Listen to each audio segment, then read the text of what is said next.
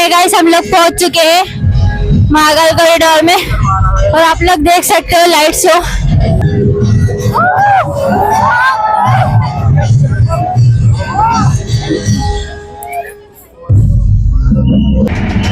ये कथा है उस महादेव के महाकाल स्वरूप की, जो सृष्टि के आरंभ भी हैं और काल के आगमन भी हैं।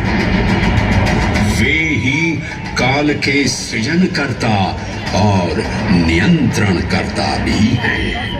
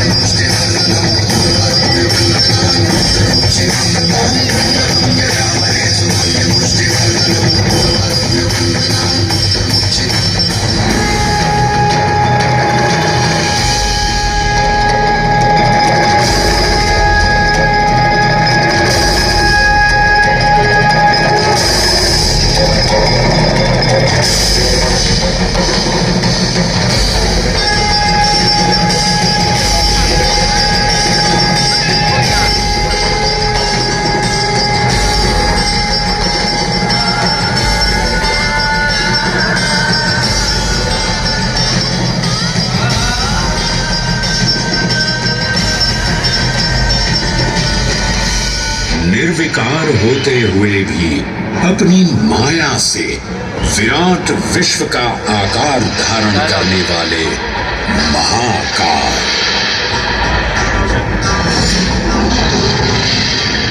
मेरुगिरी को धनुष और भगवान विष्णु को बाण बना दैत्यों के 3 पुरों का नाश करने वाले महाकाल, वो महाकाल जो तीनों लोकों में विद्यमान सभी शिवलिंगों में प्रधान है।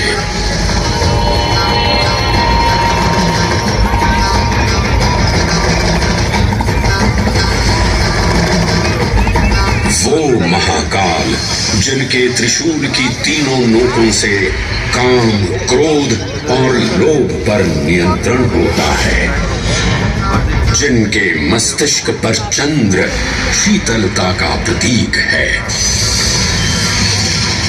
और जिनकी सवारी नंदी के 4 चरण सत्य, दया, दान और तप का चिन्ह है।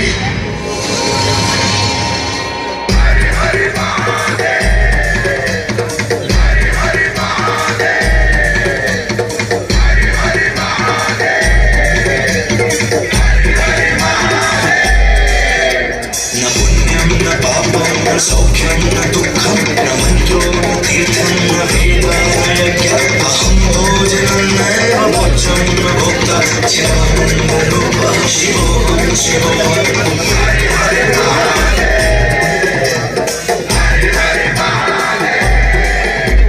अहं निर्विकल्पो निराकाररूपो विभक्त्वान् सर्वत्र सर्वेन्द्रियाणां न चासङ्गतं नैव मुक्तेर्न मे चिदानन्दरूपः शिवोऽहं शिवोऽहं चिदानन्दरूपः शिवोऽहं शिवोऽहं चिदानन्दरूपः शिवोऽहं शिवोऽहं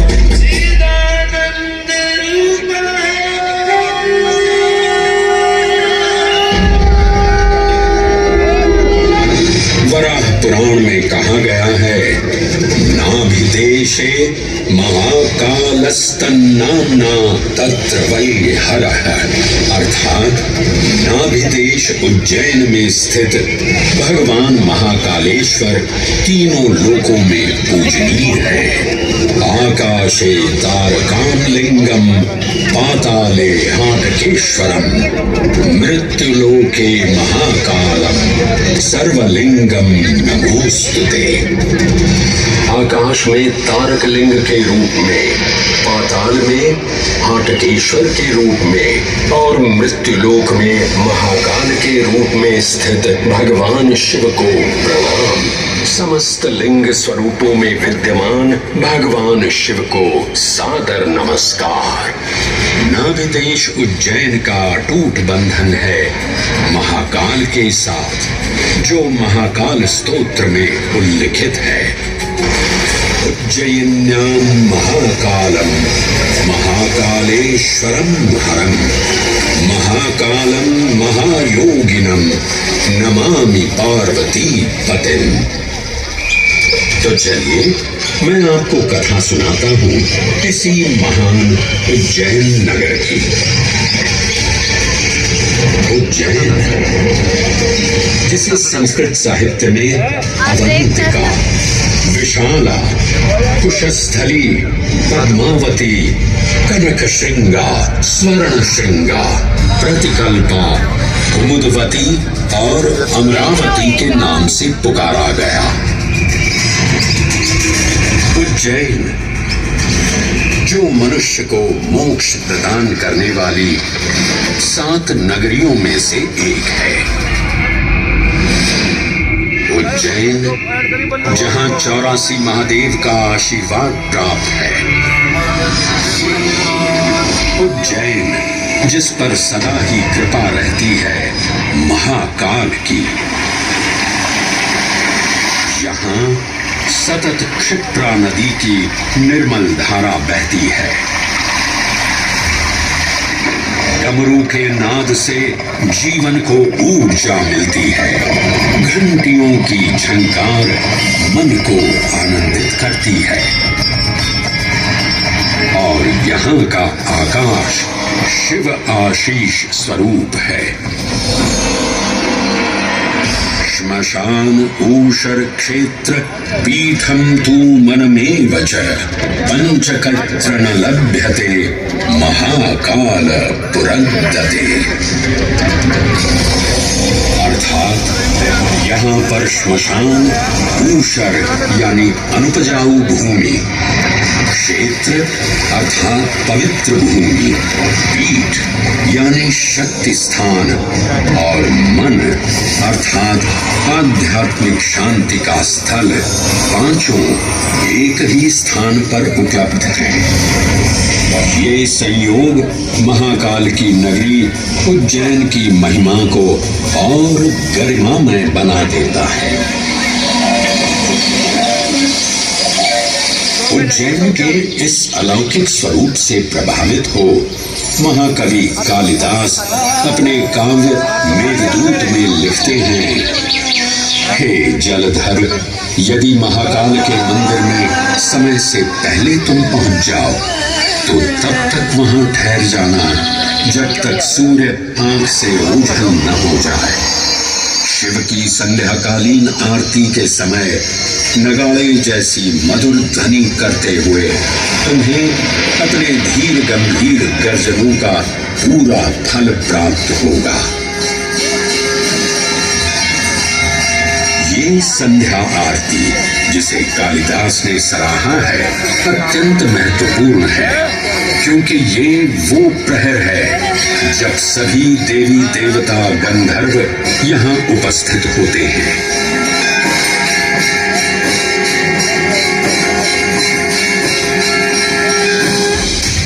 उज्जैन की महिमा अद्वितीय है। सतयुग, त्रेता युग, द्वापर युग और कलयुग, हर युग में इसका अप्रतिम महत्व रहा है।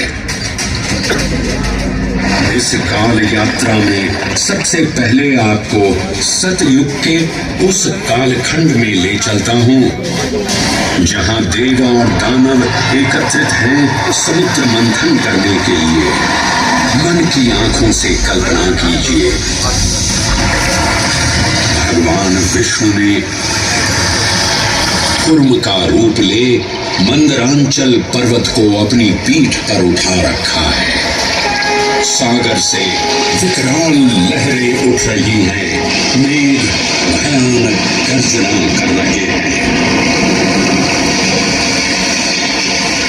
देव और दानव वासुकी सर्प को नेति बना और मंदार पर्वत को मथनी बना सागर को मथ रहे हैं, तो तभी जल का पाप कालकूट विष निकलता है और पूरी सृष्टि को अपने ताप से झुलसाने लगता है। इस भयावह स्थिति ने देवताओं और असुरों के बीच हाहाकार मचा दिया। ये कैसा अनर्थ है? लक्ष्य था अमृतत्व का, और अब मृत्यु की विकराल छवि हमारी आंखों के समक्ष मंडरा रही है। इस भयंकर संकट से केवल वही उद्धारकर्ता मुक्ति दिला सकते हैं जो समस्त विश्व के परम संरक्षक हैं। तभी सब महादेव की शरण में जाते हैं और पुकार लगाते हैं, ओम नमो भगवते रुद्राय। और फिर तुष्टा महादेव भक्तों की गुहार सुनते हैं, कैलाश से उतरते हैं, विष को अपनी अंजलि में भर अपने कंठ में धारण करते हैं।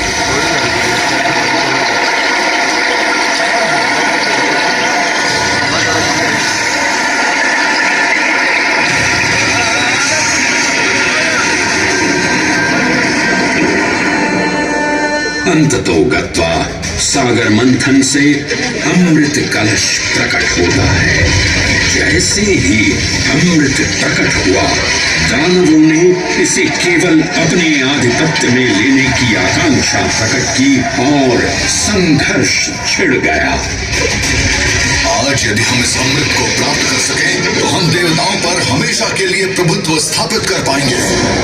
अमृत अपात्र हाथों में ना जा पाए, क्योंकि ये अपनी शक्ति का असीम दुरुपयोग करेंगे। इस अराजकता के परिणाम स्वरूप अमृत की कुछ बूंदें छलकी और पृथ्वी तक पहुंच गई। 4 स्थलों पर स्पर्श हुआ इन बूंदों का, हरिद्वार, प्रयागराज, नासिक और उज्जैन। अमृत की इन्हीं बूंदों के कारण उज्जैन में हर 12 वर्ष पर कुंभ सिंहस्थ मेले का आयोजन होता है। भगवान शिव की लीला देखिए, लोक कल्याण के लिए स्वयं विषपान किया और अपनी नगरी पर अमृत वर्षा करवाई। अमृत की पावन बूंदों से अभिसिंचित ये दिव्य उज्जैन भूमि रामायण के पृष्ठों में भी सम्मिलित हुई। सतयुग के बाद त्रेता युग में माता सीता की खोज में वानर सेना का यहाँ आगमन हुआ।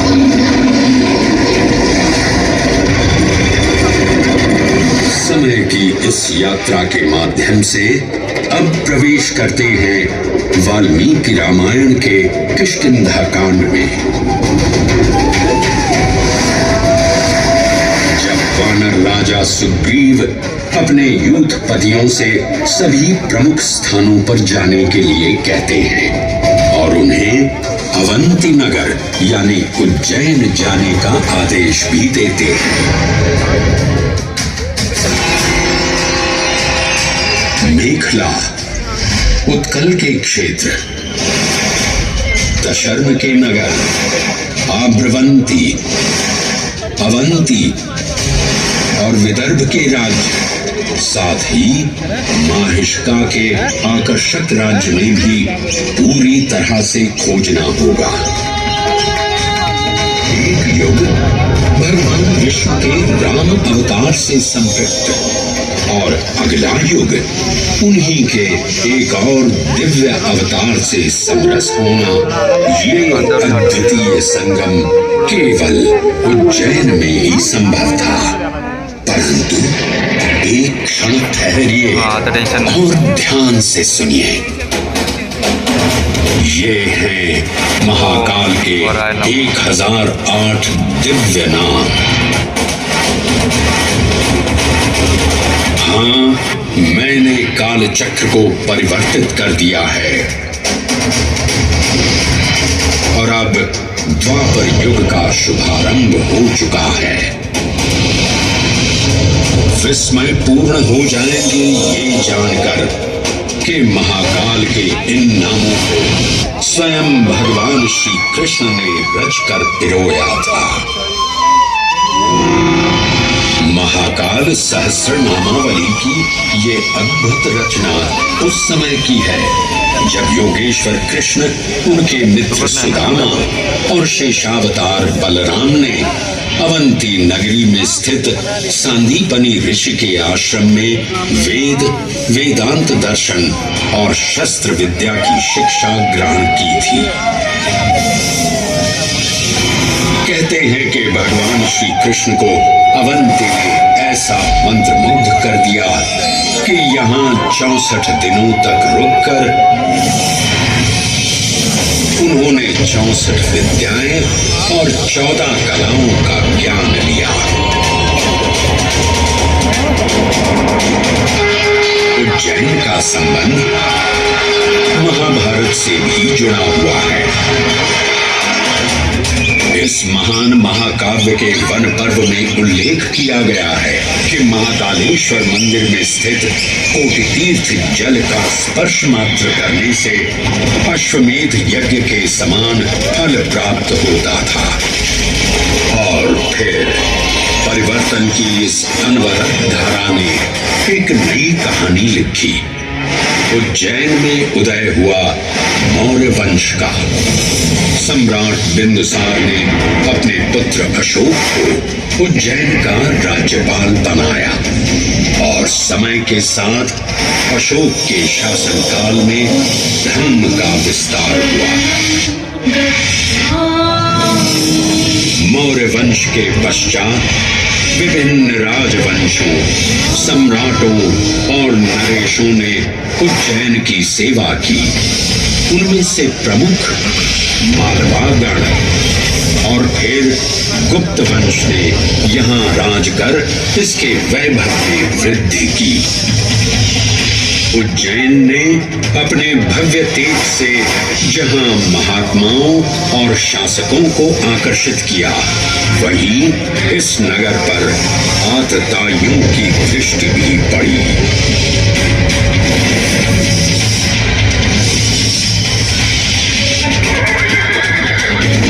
शक मध्य एशिया की खानाबदोश जनजाति थी, जिन्होंने उत्तर पश्चिमी और मध्य भारत के कुछ हिस्सों पर आक्रमण कर अपना शासन स्थापित किया। ईसा पूर्व प्रथम शताब्दी में जब भारत शकों के अत्याचार से ग्रस्त था, तब उन शकों ने उज्जैन पर भी कब्जा कर लिया और फिर उज्जैन में उदय हुआ एक तेजस्वी योद्धा महाराज विक्रमादित्य का।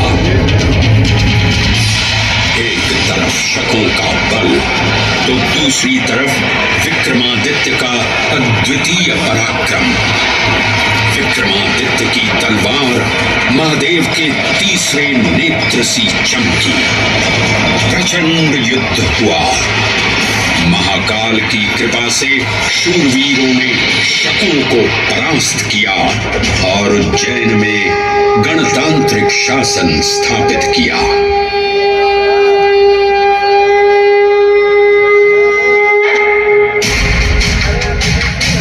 इन्हीं महाबली विक्रमादित्य की राज्यसभा महाकाल मंदिर में ही प्रतिष्ठापित थी। आज भी इस मंदिर की घंटियों में विक्रमादित्य की वीरता और शौर्य की प्रतिध्वनि गुंजायमान होती है। राजा विक्रमादित्य और शकों के मध्य हुए युद्ध ने उज्जैन को कालचक्र से अभिन्न रूप से जोड़ दिया। क्योंकि जिस दिन उनको विजय प्राप्त हुई उस गौरवशाली उपलब्धि के सम्मान में एक नवीन पंचांग का शुभारंभ किया गया, विक्रम संवत पंचांग। आज भी कई हिंदू पर्व और धार्मिक अनुष्ठान विक्रम संवत पर आधारित हैं।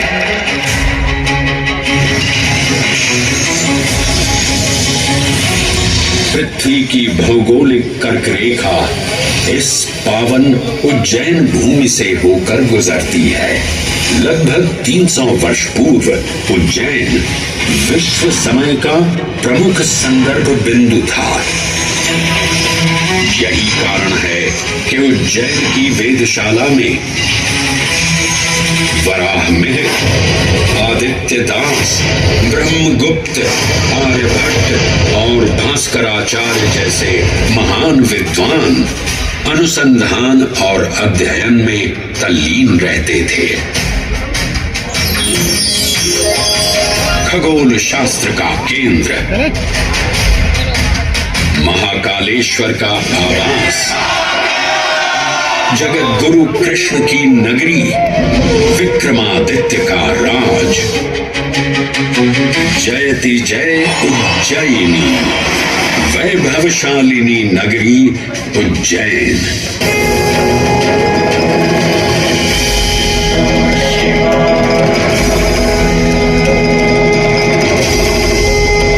श्वासों को शिव मंत्र से अलंकृत कर, मन को भाव की गंगा से निर्मल कर, जो भी उज्जैन में महादेव की शरण लेता है उसका कल्याण होना निश्चित है। आज सुनी सबने गाथा महाकाल की, दर्शन जिनके दुर्लभ हैं, नमन करे जिन्हें काल भी, चरण में जिनके है बसा। ये समस्त संसार कभी नहीं देखा होगा धरती पर ऐसा चमत्कार।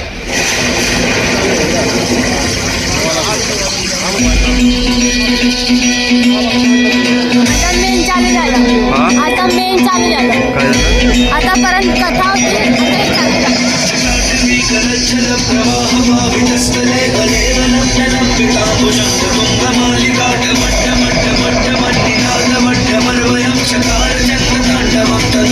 शिव शिव